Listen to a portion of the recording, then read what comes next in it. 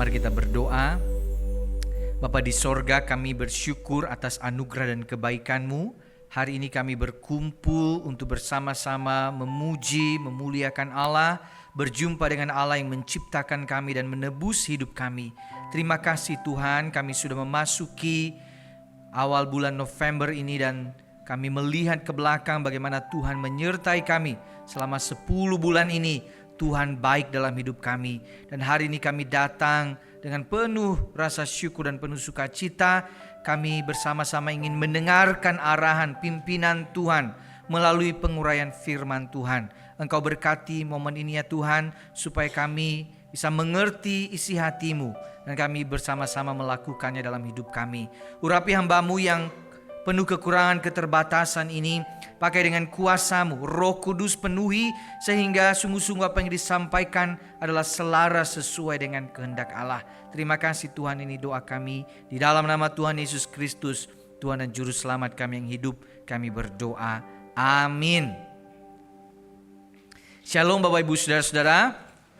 Kita bersyukur hari ini kita bersama-sama ingin mendengarkan kebenaran firman Tuhan, secara khusus dalam melanjutkan seri 10 hukum Allah. Ya, kita bersyukur selama 1 tahun ini kita belajar dari bulan demi bulan, belajar kembali, ingat kembali, hayati kembali hukum-hukum Allah. Dan hari ini kita sudah mau di penghujung-penghujungnya, yang ke-9. Ya, masih ada satu lagi yang ke-10.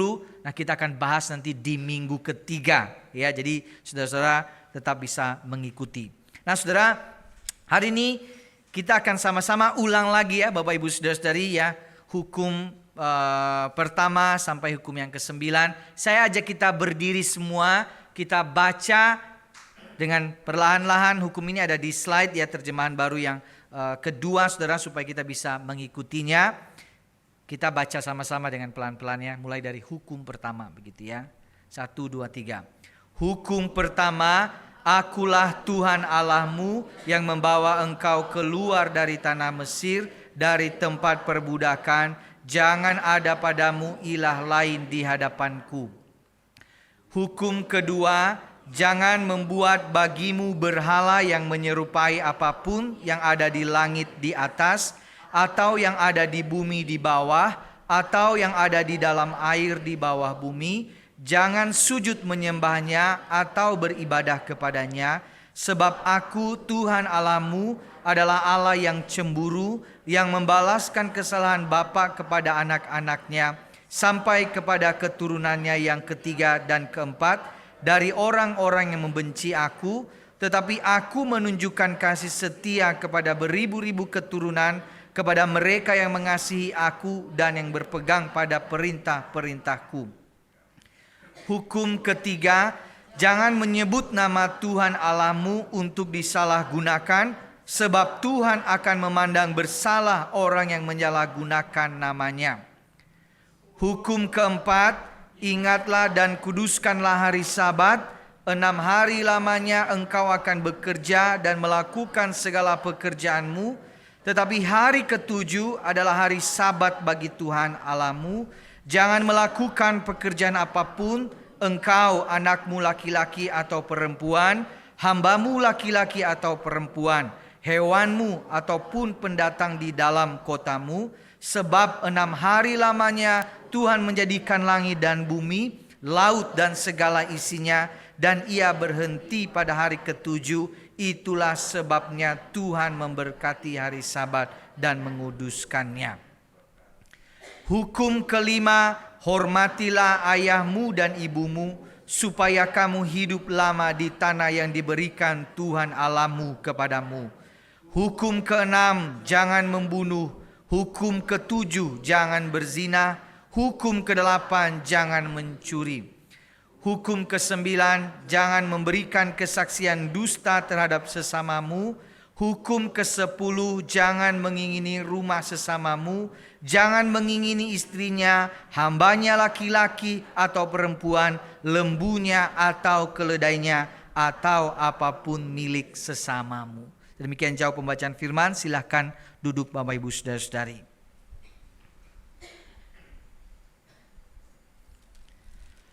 Bapak Ibu Saudara-saudari, suatu hari Di depan sebuah gereja di satu desa yang kecil, ada sekumpulan anak-anak kecil lagi ribut-ribut, mereka berteriak, mereka tertawa dan saling berdebat satu dengan yang lain.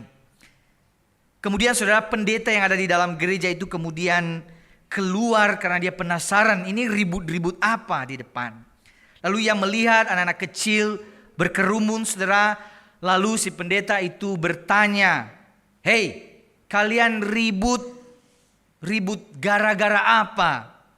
Lalu kemudian salah satu anak menjawab dengan semangat. Dia bilang, "Kami lagi lomba Pak Pendeta.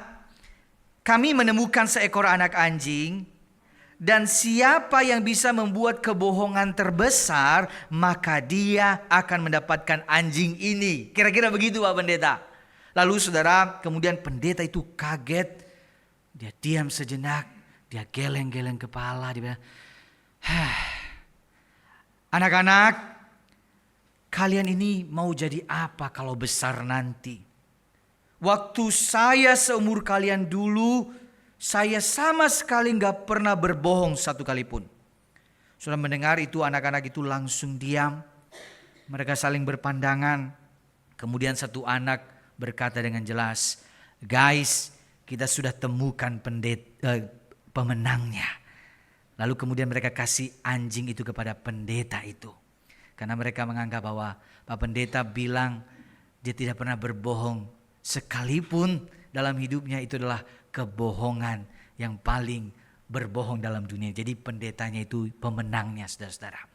Nah saudara-saudara, hal yang perlu saya klarifikasi bahwa pendeta itu bukan saya pastinya saudara. Tapi cerita ini menggambarkan bahwa tidak mungkin ada orang yang tidak pernah berbohong dalam hidupnya. Kalau ada orang bilang saya tidak pernah berbohong, maka dia sedang berbohong. Karena kita dari kecil, kita gak usah diajarin, kita itu sudah punya skill itu untuk menghindari hukuman, menghindari ancaman. Kita seringkali menggunakan kebohongan sebagai senjatanya. Nah hari ini saudara, kita akan sama-sama belajar tentang topik ini. Jangan berbohong, jangan berdusta. Ya. Pertanyaannya sebenarnya apa makna dari hukum ini? Ada banyak pertanyaan muncul ketika membahas hukum ini karena ini berkaitan dengan etika Kristen saudara. Apakah larangan ini bersifat mutlak, sama sekali tidak boleh berbohong? Bagaimana kalau berbohong untuk tujuan baik? Misalnya ada orang yang ingin mencelakakan keluarga kita, lalu kita suruh mereka sembunyi, lalu orang itu datang. Apakah kita perlu berbohong atau perlu jujur di momen-momen seperti itu? Atau saudara, kalau di rumah ya, ada orang tua ya, orang tua kita lagi dicari sama tamu begitu, lalu dia bilang ke anaknya, "Nanti kamu bilang ya ke mereka, papa, mama lagi gak ada di rumah." Itu bohong gak saudara? Atau saudara, kalau hal-hal kecil misalnya, ada yang nanya, "Apa kabar?" Lalu sebenarnya kita gak baik, lalu kita bilang baik. Itu bohong gak?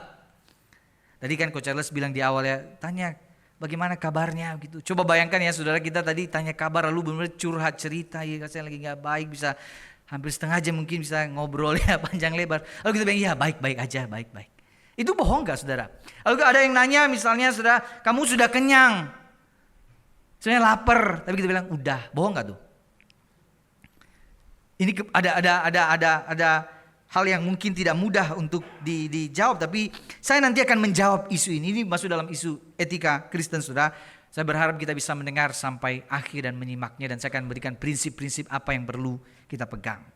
Nah yang pertama saudara, hal yang paling pertama kita perlu mengerti ketika bicara hukum ini, jangan memberikan kesaksian dusta itu mesti dibaca dalam konteks pengadilan. Makanya ini terjemahan LA itu masih ada kata kesaksian. Jadi ini untuk menegaskan ini dalam konteks pengadilan.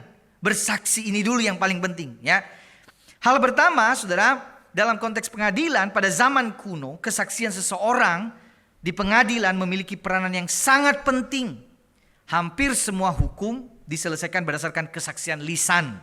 Karena bukti tertulis, bukti fisik itu kadang tidak terlalu banyak. Maka saudara, artinya apa? Kata-kata orang, kesaksian orang itu bisa menentukan nasib hidup seseorang. Dia ini bisa dihukum mati atau dibebaskan berdasarkan kesaksian orang. Jadi penting sekali kesaksian yang benar-benar benar begitu. Jadi bukan sebuah dusta. Jadi saudara, dusta di sini bukan dusta biasa, tetapi dusta yang secara sengaja merusak keadilan. Sekarang bayangkan ada sekelompok orang, lalu mereka melihat ada tetangga mereka yang memang mereka nggak suka, lalu mereka bikin cerita-cerita berlebihan. Iya benar, dia yang mencuri itu, betul. Padahal mereka nggak lihat. Lalu mereka berkomplot, 10 orang yang ngumpul, lalu mereka menuduh, menyalahkan orang itu. Padahal mereka tidak lihat faktanya, tidak tahu apa yang terjadi. Tapi kesaksian itu bisa menghukum mati orang yang dituduh itu. So begitu mengerikannya dusta itu, makanya Tuhan memberi larangan untuk berdusta. Jangan mengucapkan saksi dusta. Jangan memberikan kesaksian dusta. Nah itu yang pertama saudara. Mengerti teks ini dalam konteks pengadilan. Tetapi kita kan tidak setiap hari ya, tidak, bahkan mungkin jarang sekali kita dalam konteks pengadilan. Dan kita mungkin akan berkata apa relevansinya hukum ini dalam kehidupan saya. Nah saudara, tentu kita bisa mempraktekkan, mengerti hukum ini dalam kehidupan kita sehari-hari. Jangan bersaksi dusta. Kita mesti mengerti apa maknanya terlebih dahulu. Jadi saudara, dusta itu artinya ketidaksesuaian antara perkataan dengan kenyataan. Itu yang pertama. Ya. Yang kedua, ketidaksesuaian perkataan dengan isi hati saya. Itu namanya dusta. Jadi kita mesti mengerti bahwa ada orang-orang ya yang sebenarnya ngomong baik-baik pada hatinya sebenarnya jahat. Ya, dia pengen mencelakakan kita. Atau kita ngomong gak sesuai fakta. Kita katakan yang berbeda dengan kenyataan yang terjadi. Maka saudara, larangan ini sangat penting. Karena apa? Orang-orang Kristen, anak-anak Tuhan mesti betul-betul hidup di dalam kebenaran. Kenapa? Tuhan kita benar. Yesus sendiri berkata, akulah jalan kebenaran. Sehingga kita sebagai murid-muridnya haruslah orang-orang benar, mengatakan yang benar, bukan mengatakan dusta. Kalau ada orang berdusta, maka di dalam Yohanes dikatakan iblis adalah bapa para pendusta, bapa segala dusta. Jadi saudara, kalau orang yang suka berdusta, suka berbohong, itu udah tahu bapaknya siapa. Nah kita bapaknya Bapa di sorga, maka kita harus memegang kebenaran, mengatakan apa yang benar. Nah saudara, kita akan melihat ya polanya begini ya. Kita dari belajar hukum ini, apa wujud pelanggarannya, apa wujud perintahnya. Nah yang pertama saudara, wujud pelanggaran dari hukum ke-9 ini. Ada banyak mungkin contoh-contohnya, tapi saya akan kasih 5 saja. Ini wujud pelanggarannya. Pertama, ya, sesuai dengan konteks tadi, bersaksi palsu itu sudah pasti melanggar hukum ini.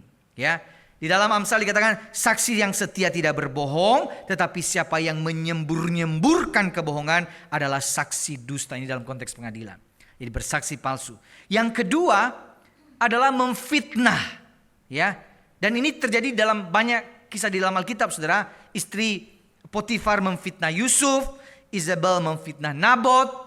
Paulus difitnah, Yesus difitnah, dan mereka berupaya apa? Berupaya untuk mengatakan, oh ini loh orang ini kayak gini, orang ini seperti ini. Ya, mereka berupaya kasih cerita-cerita yang tidak sesuai dengan kenyataan. Lalu yang ketiga apa saudara? Gosip. Gosip masuk ke dalam bagian ini. Di dalam 2 Korintus istilah gosip itu adalah bisik-bisikan atau desas-desus. Saudara, apa bedanya gosip dengan fitnah? Apa bedanya? Fitnah dan gosip itu ada kemiripan, tapi ada perbedaan. Fitnah sudah pasti tidak sesuai dengan kenyataan. Makanya disebut fitnah kan? Saya dituduh tapi saya nggak melakukan, itu fitnah. Gosip ada benarnya, benar gak? Benar mungkin orang itu selingkuh, benar mungkin itu berbuat dosa. Tapi kita desas-desus, kita ngomongin ke orang ya, dengan keywordnya nanti saudara-saudara, ini saya ceritakan cuman sama kamu aja ya. Lalu nanti tapi lanjutkan, tapi ini pesan berantai. Dia ngomongin ke yang lain, ini saya ceritakan ke kamu saja ya. Tapi jadi gosip, jadi desas-desus. Nah itu gosip saudara-saudara ya. Dan itu melanggar hukum ke-9 ini. Lalu yang keempat adalah ini, berpura-pura. Ya, saya kutip beberapa bagian Alkitab. Misalnya apa maksudnya? Orang yang menjilat sesamanya dan membentangkan jerat di depan kakinya. Ini Contoh orang yang menjilat apa? Menyanjung-nyanjung. Ya misalnya di tempat kerja, kita sanjung-sanjung bos, kamu bagus, apa segala macam, kita puji-puji dia. Padahal sebenarnya dalam hati kita itu cuma pura-pura saja. Kita pengen dapat benefit dari dia, kita pengen naik gaji, kita pengen dapat bonus, kita pengen dinotis sama orang itu. Makanya saya sanjung-sanjung, mulutnya hanya sekedar mulut manis saja. Nah itu masuk berpura-pura. Yang kedua Amsal 26, si pembenci berpura-pura dengan bibirnya, tetapi dalam hati dikandungnya tipu daya. Ya, mulutnya bagus, manis sekali kalau ngomong begitu saudara ya. Tapi dalam hatinya sebenarnya kesel, ada banyak tipu daya, dia pengen merencanakan kejahatan dan yang lain-lain. Nah ini berpura-pura, tidak sesuai apa yang diomongin dengan hatinya. Nah itu melanggar hukum ini. Yang ketiga, yang terakhir saudara, kasih contoh omong besar. Ombes ya saudara, omong besar. Ini orangnya ombes doang ya. Ini salah satunya adalah Petrus misalnya. Dia bilangkan sama Tuhan, biarpun mereka semua tergoncang imannya, aku tidak. Omong besar, pas waktu datang peristiwa itu dia lari, dia tinggalkan Tuhan. Saudara-saudara, kadang-kadang kita juga dalam kehidupan kenyataan kan kayak gitu ya. Ada orang-orang yang omongnya besar, wah dia bicara tentang hal-hal yang begitu besar. Tapi ketika diajak untuk melakukannya dia tidak mau, dia tidak mengerjakannya. Nah ini namanya omong besar. Nah saudara, salah satu contoh lagi misalnya adalah orang yang suka membolak-balik perkataan. Hari ini ngomong A, besok ngomong B, besok ngomong C. Jadi gak konsisten. Itu juga melanggar hukum ini. Karena tidak sesuai, tidak ada integritas dan tidak ada prinsipnya di dalam melaksanakan, mengatakan sesuatu apa yang benar. Nah saudara, Yakobus 3 ayat 5-6. Kita baca sama-sama 1, 2, 3. Lihatlah betapapun kecilnya api dapat membakar hutan yang besar, lidah pun adalah api. Saudara, ini gambaran yang sangat baik sekali tentang berkata-kata. Hati-hati kalau ngomong itu mikir dulu. Karena kata-kata kita itu seperti api. Api setitik di satu hutan, pohon-pohon bisa dibakar habis, ludes habis gara-gara satu titik api. Nah saudara mesti mengerti betul, mesti melihat ke dalam hati ketika kita berkata-kata ini kebenaran atau kebohongan. Nah saudara, saya lanjutkan ke wujud perintah dari hukum ke-9 ini. Ada 5 ya, kebalikannya ya. Yang pertama, baca yang merahnya 1, 2, 3. Nyatakan kebenaran. Masih dalam konteks pengadilan, berarti sebaliknya kita bukan bersaksi dusta, tapi menyatakan kebenaran. Imamat 19 berkata, kamu harus jujur bila mengadili. Jangan berpihak kepada orang miskin, jangan takut kepada orang kaya. Maksudnya apa? Yang dibela yang benar, bukan soal statusnya. Lalu kemudian yang kedua saudara, jaga nama baik orang lain.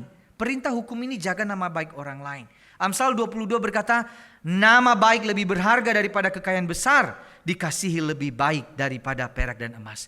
Jangan sampai kita memfitnah orang, jelek-jelekin dia sampai namanya rusak, dia tidak disukai, dia dibenci oleh orang lain gara-gara ngomongan kita yang tidak sesuai dengan kenyataan.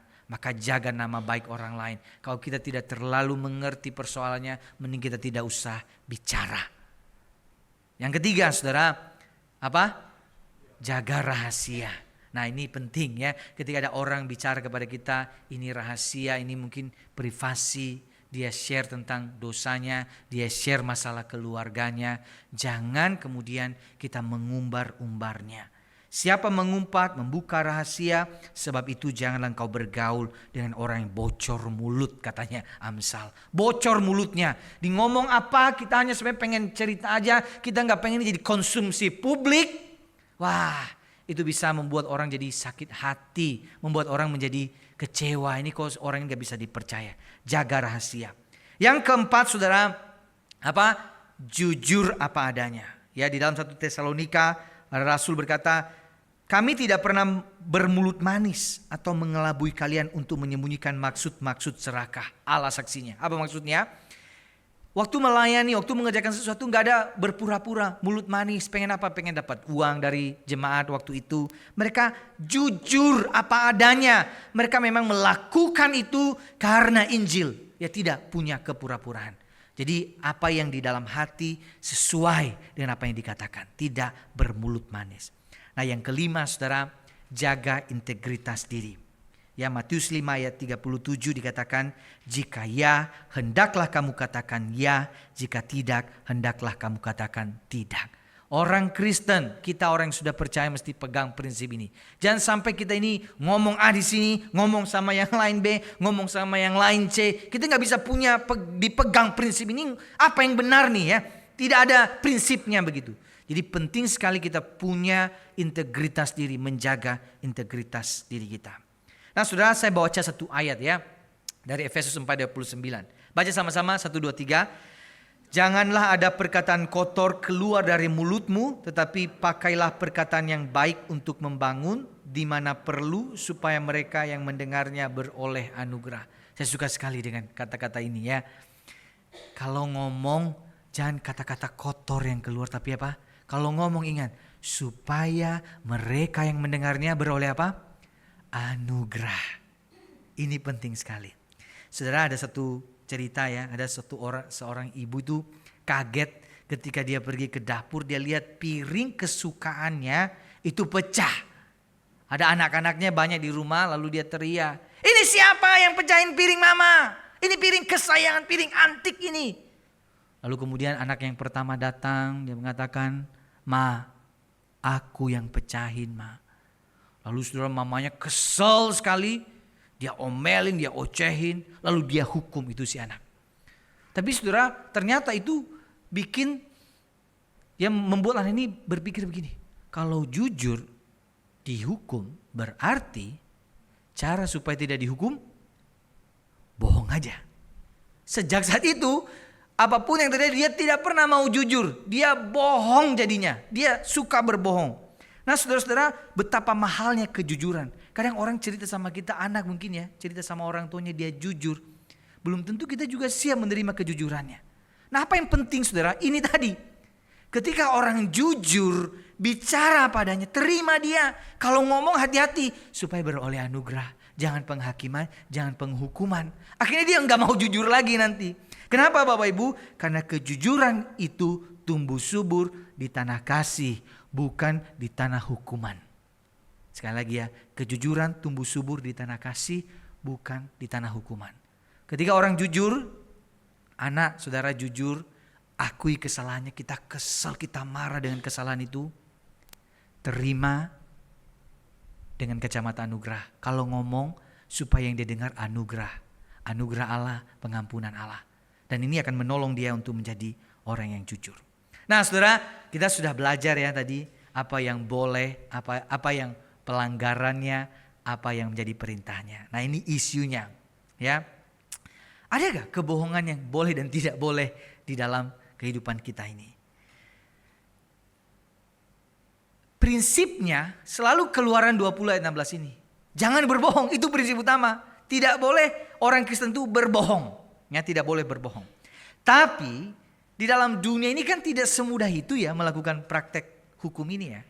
Dunia ini rumit, di dalam dunia yang berdosa ini rumit sekali melakukannya. Maka ini jadi perdebatan, ada banyak pandangan. Orang-orang teolog sendiri bisa berpecah ya pandangannya untuk memahami isu etika mengenai kebohongan ini. Nah saudara, saya beberapa waktu yang lalu baca cerita ya, ini ada satu film judulnya The Invention of Lying. Ini menarik ya, baca alur ceritanya, lihat videonya, filmnya saudara.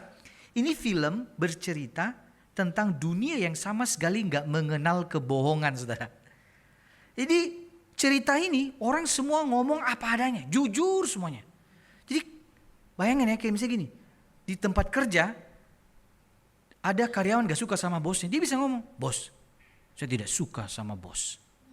Gitu saudara, jadi dia makan, "Saya tidak suka makanannya, tidak enak." Jadi atau dia punya pasangan, dia bilang, "Saya sudah tidak cinta lagi sama kamu."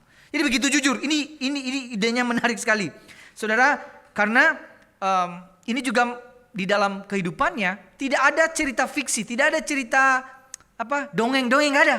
Kalau bikin film, mereka cuma bikin film sejarah, karena semuanya kenyataan, nggak boleh ada kebohongan sama sekali. Jadi dunia ini, makanya The Invention of Lying ini satu-satu sejarah terjadi penemuan kebohongan. Namanya Mark Bellison ini, dia penemu kebohongan.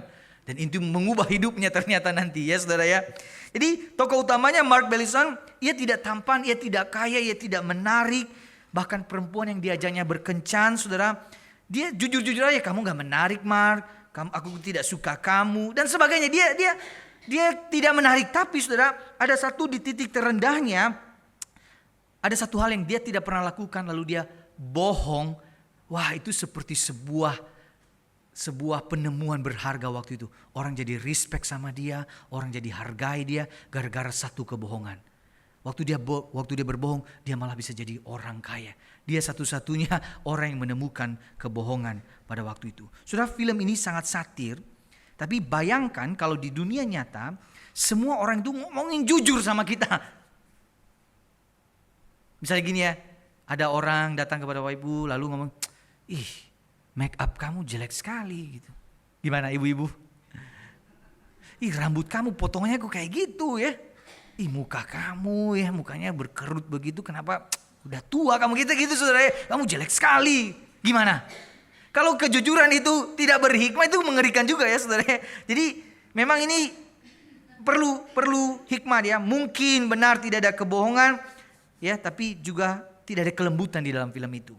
Ya, saudara, memang di akhirnya kalau saya baca bagian itu, ketika dia cari cinta sejatinya, pada akhirnya yang membuat dia menemukan cinta sejatinya bukan dia berbohong, tapi dia jujur. Nah, itu yang buat dia ketemukan jujur. Jadi orang, kalau saya lihat ya, orang bikin bohong, tapi pada akhirnya kejujuranlah yang menang pada akhirnya. Nah, saudara-saudara, ini dilema. Maka saya ingin ajak kita ketika kita membuat ketika mungkin ada yang nanya atau mungkin ada pertanyaan dari kita, bicara tentang kebohongan ini, setidaknya kita bisa bagi 4 ya, berdasarkan tujuannya. Misalnya begini, orang bohong untuk tujuan kejahatan, orang bohong untuk tujuan kesopanan, orang bohong untuk tujuan berkomedi, atau orang bohong untuk tujuan kebaikan. Kita bahas satu-satu saudara. Misalnya orang bohong untuk kejahatan, misalnya dia berbohong untuk menghancurkan bisnis seseorang, atau bohong agar orang lain dihukum, bohong untuk merusak citra nama baik seseorang. Ini boleh atau tidak? Udah jelas ya, jadi kita nggak usah bahas ini. Udah pasti kita orang Kristen percaya tidak boleh berbohong untuk tujuan kejahatan. Nah, tapi yang kedua, kesopanan. Sebagai budaya ini secara khusus di dalam konteks Asia, saudara, ini kita nanya apa kabar, itu kan hal yang biasa ya. Itu bahasa sopan santun. Misalnya begini ya, coba bayangkan begini. Ditanya sama seseorang baru pertama kali ketemu, enggak kenal-kenal amat, terus ditanya apa kabar? Apa jawabannya? Baik kan? Gak mungkin kita bilang tidak baik, ada masalah keluarga saya, begitu gak mungkin kan? Jadi agak gimana? Kecuali dekat, benar gak saudara? Kecuali dekat ya. Lalu kemudian ketika misalnya di jamu, ya saudara misalnya jamu, Coach Charles lah jamu saya misalnya ya. Saya ajak juga beberapa sebagian deh, siapa yang mau saya ajak? Saya ajak ya sebagian. Terus kan Coach Charles bilang begini, sudah kenyang Musa?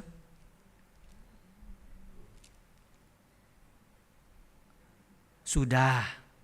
Coba bayangkan ya, kalau kemudian saya bilang belum. Lalu dia tanya lagi, udah kenyang Musa? Belum, ditambahin lagi. Udah kenyang Musa? Belum. Sampai 4 kali saya bilang belum, karena saya jujur saya memang belum kenyang. Lalu dia akan ngasih terus. Apa dalam pikiran tuan rumah? Ini orang rakus banget. Iya, ambil kesempatan nih orang. Jadi memang kan kita itu dalam konteks kecuali memang sangat dekat, udah benar-benar tahu lah, kita nggak usah ditanyain, ambil aja situ ya, ada satu gentong buat kamu, ambil lah gitu ya. Kadang-kadang kita nggak perlu tanya, itu dalam konteks kesopanan. Apalagi misalnya saudara, misalnya gini, ada ya anak-anak muda di sini pergi ke rumah calon mertuamu begitu ya, lalu dia masak begitu, lalu dia tanya enak gak? Jawab apa? Misalnya nggak enak, keasinan, jawab nggak enak. Kita pasti enak tante, enak. Karena hanya untuk menghargai dia ya. Karena kita jadi takut nanti kalau terlalu ngomong jujur nanti dia sakit hati, nanti nggak jadi sama anaknya begitu ya. Jadi memang ini dalam konteks kesopanan ya. Atau basa-basi misalnya gitu, orang basa-basi. Kalian udah makan belum? Itu kan kadang-kadang konteks basa-basi. Coba bayangin orang bilang belum. PR loh buat orang yang nanyain loh. Mesti beli kan, bener gak? Kecuali orang itu memang benar-benar memang mau traktir kita, dia mau makan. Udah makan belum? Belum, yuk makan yuk. Jadi kita tahu orang ini dekat sama kita. Jadi konteks relasi itu penting ya. Jadi dalam konteks kesopanan, nah nanti kita lihat ini boleh atau nggak boleh ya saudara ya. Ya. Kemudian komedi misalnya. Ya. Sekarang bayangkan di film The Invention of Lying itu filmnya sejarah semua saudara. Orang nggak ada ketawa-ketawa. Sedangkan kita di sini ketawa-tawa terus kerjaan kita saudara ya. Dan gelak tawa itu kan lahir dari sesuatu yang tidak benar-benar kenyataan kan. Kita harus tertawa ya. Atau kenyataan yang dilebih-lebihkan begitu. Maka itu gimana? Ya? Misalnya gini, ada orang bilang, dia kalau ngorok ya udah kayak speaker rusak, berisik misalnya kayak gitu. Itu kan cuma hanya umpama. Atau kita bilang begini, kalau cerita itu kayak kereta cepat, bus cepat gak ada hentinya begitu. Atau waktu dia bilang begini, kalau makan itu kayak belum makan sebulan, lahap sekali. Itu kan hanya gambaran. Nah itu boleh gak? Nah saudara, tapi intinya gini, orang mesti tahu itu candaan, itu komedi, itu hanya bahasa lelucon. Jangan sampai misalnya begini ya, saya pernah, jadi perlu klarifikasi, candaan itu gak boleh terlalu lama misalnya. Misalnya saya bilang gini sama istri saya, Ma, sebenarnya saya ini Ultraman loh. Tapi kan saya gak boleh berhenti di situ kan. Saya mesti klarifikasi kepada dia saat itu juga. Saya bukan Ultraman. Saya adalah manusia biasa misalnya gitu ya. Jadi mesti diklarifikasi saat itu juga. Candaan itu bahwa memang candaan. Ya. Jadi jangan terlalu lama-lama. Tapi yang ketiga ini yang mungkin jadi dilema. Yang kayak seperti tadi. Suatu kali di rumah ada orang yang merampok. Lalu kamu bilang begini ya. Bapak-bapak bilang ke istrinya. Nanti kalau perampok masuk ke pintu rahasia kita. Bawa tas yang ada uang, yang ada perhiasan, bawa masuk ke sana, kunci dari dalam. Lalu kemudian kita gak sempat masuk, kemudian perampoknya datang. Dia tanya begini, mana perhiasanmu? Mana istri dan anak-anakmu? Siapa lagi yang ada di rumah ini? Saya tanya, bapak-bapak bilang dengan jujur gak? Ini Pak, silahkan masuk Pak, ini istri saya, anak saya, uang kami juga ada di situ. Itu gimana? Apakah itu berbohong? Nah saudara, saya kasih prinsipnya tadi ya, ini kita bahas dulu yang ini. Yang pertama, untuk bohong tujuan kejahatan udah pasti enggak. Ya, tidak boleh. Untuk dalam konteks kesopanan, ini dianggap sebagai bahasa kesopanan, bukan kebohongan. Ya, jadi dalam konteks kesopanan, bukan kebohongan. Ya, kecuali benar-benar dekat yang ngomong apa adanya. Komedi atau candaan atau lelucon misalnya, itu dianggap sebagai bahasa humor. Jadi boleh, tapi bukan dianggap sebagai kebohongan, tapi dengan batasan. Jangan sampai kita menghina orang itu sampai ke fisiknya, merendahkan dia, bukan itu juga, ada batasannya. Jadi kesopanan sama komedi kita clear dalam hal itu. Nah ini dia, kebaikan. Untuk tujuan kebaikan ini gimana? Ada kan orang suka istilahnya bohong putih lah, ya. Apakah itu ada gak dalam kekristenan? Gimana cara kita meresponnya? Nah saudara, saya bilang tadi, ini tuh gak semudah yang kita pikirkan. Karena banyak orang itu berbeda-beda pandangan terhadap hal ini. Nah saya kasih 3 pandangan umum yang utama terkait apakah bohong untuk kebaikan itu boleh atau tidak. Pandangan pertama saudara, tidak boleh berbohong dalam situasi apapun karena ini dosa. Lebih baik cari jawaban lain yang lain sehingga tidak perlu berbohong. Nah, kalau saudara mau pegang ini juga gak apa-apa. Ini kan namanya pandangan. Mereka punya dasar sendiri kenapa memegang pandangan ini. Ya, tidak boleh. Jadi misalnya ada orang cari-cari kayak tadi konteks yang saya bilang ya. Ada orang perampok, di mana istrimu, di mana perhiasanmu? Kita bisa bilang cari aja sendiri. Nah, berarti kita gak boleh bohong ya. Jadi ngomongnya bahasa lain begitu ya. Ya. Atau pandangan yang kedua saudara. Pandangan kedua, diizinkan berbohong karena situasi tersebut membuat kita terpaksa memilih kebohongan sebagai kejahatan yang lebih kecil dan setelahnya kita mengakui dosa. Tetap kita sadar ini salah, saya berbohong, tapi saya anggap bahwa ini kejahatan yang lebih kecil lagi. Dibanding orang ini dibunuh itu kejahatan yang lebih besar, jadi ini kita anggap sebagai kejahatan yang lebih kecil. Jadi gak apa-apa saya waktu itu tidak berkata jujur. Ya. Pandangan ketiga, diizinkan berbohong karena situasi tersebut membuat kita memilih hukum yang lebih tinggi dan ini bukan dosa. Ini bedanya pandangan kedua dan pandangan ketiga. Nah saudara, contohnya misalnya waktu dipertentangkan antara di hari Sabat bisa menyembuhkan, ya bisa nolong orang. Kan Yesus bilang mana hukum yang lebih tinggi kan? Mengasihi, menyembuhkan itu yang lebih tinggi daripada sekedar aturan. Nah kalau tanya ke saya, kira-kira pandangan saya apa? Saya lebih cenderung condong untuk setuju pada pandangan ketiga, saudara. Ya, pandangan ketiga. Dan kenapa? Saya merasa bahwa memang ini seperti kisah Yesus waktu ditanyakan tentang hukum mana yang lebih tinggi, ya, Sabat atau kasih, dan Yesus memilih hukum yang lebih tinggi dari itu, ya, mengasihi sesama lebih penting dari sekedar aturan. Sehingga ada beberapa yang setuju dengan pandangan 3, ada yang setuju dengan pandangan 2, ada yang setuju pandangan 1. Tapi kalau saya lebih setuju pandangan yang ketiga itu.